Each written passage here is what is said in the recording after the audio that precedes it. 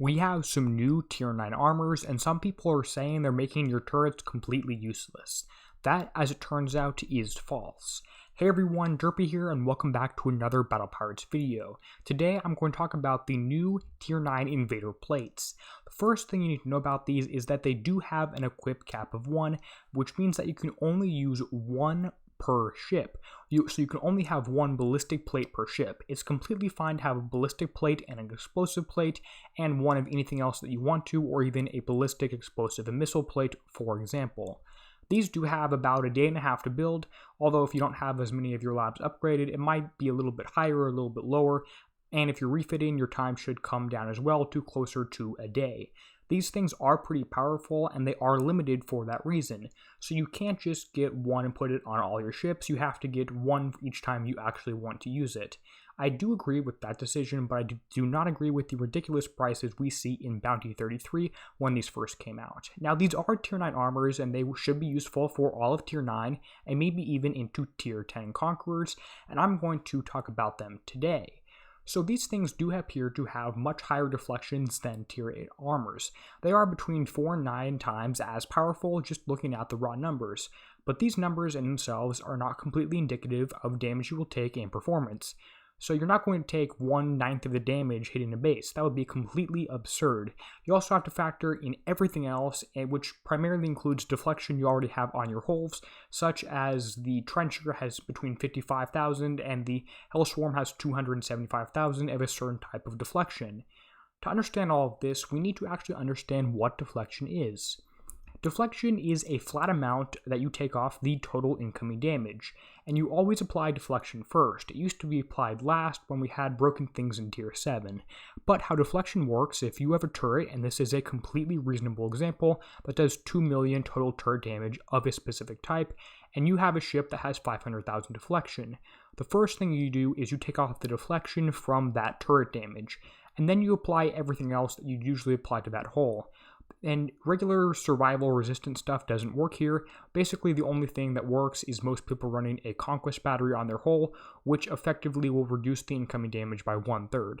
That's not the point of this video. The point of this video is that you apply that at the end and you will have 1 million incoming damage. To factor in how that actually works towards today's hulls is between the Warhound's Trenchers and Hellswarms. The hulls have between 45 million and 85 million armor points, so 1 million damage will start to add up, and that's sort of the damage that you should be expecting off every shot. Keep in mind that deflection applies to every individual projectile, so if you have a turret that has multi-shot or salvo, the numbers do change around, and we will talk about that. So I'm going to talk about each individual turret here that I'm using in my base and figure out if it is still good for dealing damage or not.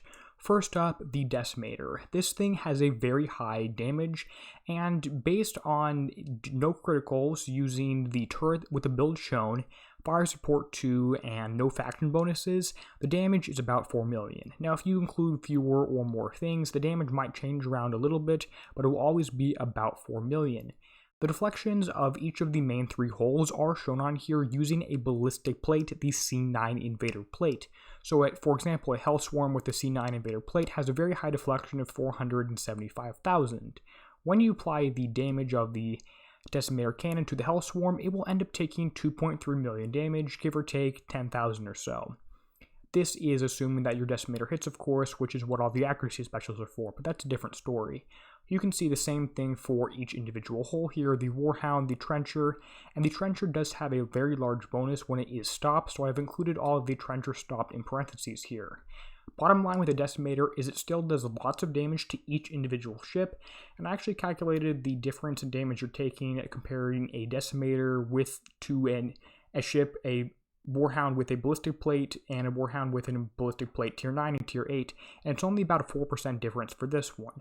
So the Decimator still does a ton of damage to the enemy ships, but that is to be expected as it does have a very high original damage. And of course, if it does do a whole bunch of critical damage, it will take even more. This is just based on the most simple scenario. Now let's look at the Farsight. What we see with the Farsight is that it is still fairly effective, especially or even without a critical needed. The build shown here does 1.8 million damage, and the damage that everything takes here is on screen. The deflection numbers are the same as the Decimator because this is assuming an enemy does have a ballistic plate on there.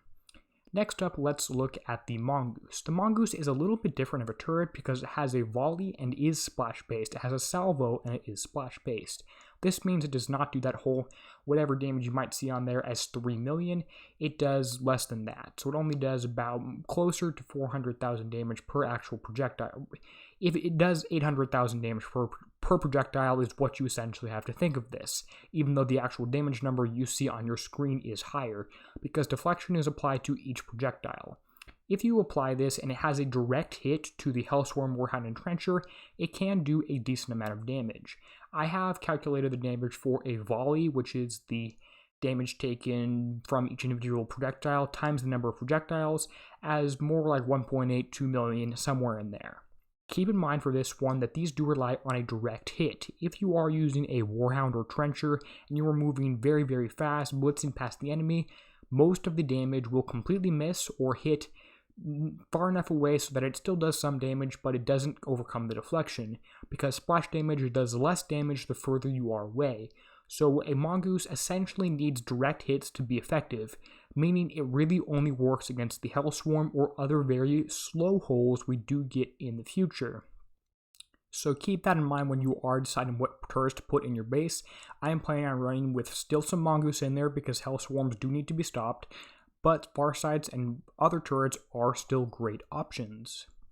The Hellmouth is meh. It is somewhat effective with a direct hit, although it's not as good, in my opinion, as some of the other things running the numbers. My build shown does about 1.3 billion damage compared to the deflections on the Hellswar, Warhound, Trencher. All of these take less than 1 million damage, and this is still a fairly significant damage, but this relies again on a direct hit. Now, direct hits for Hellmouths are much more likely than they are for the Mongoose because this thing has a much faster projectile speed and it's just more likely to hit the enemy ships, and this can even do more damage than the regular Farsights if you're just looking at the damage numbers, because this thing cannot miss via evade, and it could also hit multiple ships at once if you are driving stacked, so keep that in mind if you're comparing direct numbers. Bottom line, the Hellmouth can be effective if it does get a direct hit off, which is slightly more likely than the Mongoose. It will never actually deal directly this much damage. It'll always be reduced by at least somewhat because of the damage follow-up that this thing does get. Overall, Hellmouth, like I said, meh, not good, not bad. Fairly well balanced. Another turret here is the Drac Scatter 2, which is really the last offensive damage turret that most people are using in their bases. There is also the Cerberus rocket or Cerberus rocket. I did not factor that in here. If you want to go do the math yourself, you are more than welcome to. I just don't own it, and I don't think it's a very useful heavy turret comparing everything else we have in our bases in today's meta. What you find with the Drac Scatter turret 2 is it does have a multi-shot, which means the damage you see per projectile, which is what matters when you're assessing deflection, is not the total damage of the turret.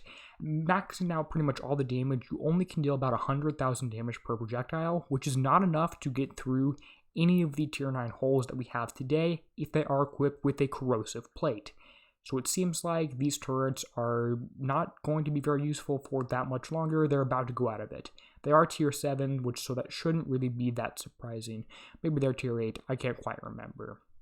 But they are still useful if your enemies are not using a corrosive plate, so I'm going to keep the ones I have in my base in there for now. Now, there are other turrets I didn't talk about, like the Cerberus or Cerberus, which will actually deal damage, but things like the Glacial and the Cryo Adder, they were never going to deal damage anyway. I'm not going to bother with them. There really isn't much other stuff in today's game that does do damage. Now, if you're watching this a month, 2 months, a year later, Kixeye will of course have released some other turret that can deal damage. Just try and keep these numbers in mind and assess what I'm actually doing here. But I do have one more thing I want to talk about. That is the Gatekeeper. Even with a direct hit, I found the Gatekeeper doesn't do very high damage if the enemy is using a CO-9 Invader Plate. This is because of the build I showed here, which is fairly typical. Damage is about 240,000 per projectile. Again, this is a splash-based weapon, dumbfire, and this one particularly has a very, very high spread, although you could use different specials to reduce it. This thing going to get up against the Hellswar Moorhound Trencher. If it is a direct hit, it will do 100,000 damage, give or take, and a whole volley from one ship will do closer to 1 million or 500,000. But this relies on direct hits, and only about half your hits will be direct. Everything else is probably going to be out of the range, out so it's not dealing enough damage to get through the deflection.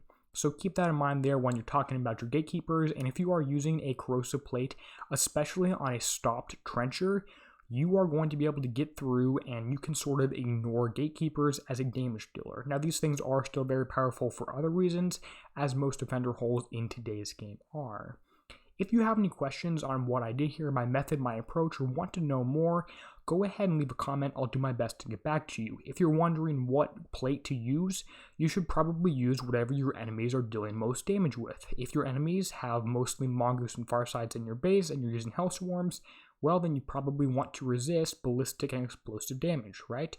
That sort of makes sense. You can start to think about PvP yourself. There is no one right answer. There's no one base that stops all fleets, and there's no one fleet that gets into all bases. It is a strategy game. I'm here to educate you and help give you some tools. So let me know if you appreciate that. As always, I hope this video helped. If it did, please consider leaving a like. And as always, this is Derpy signing out, helping you be a better pirate.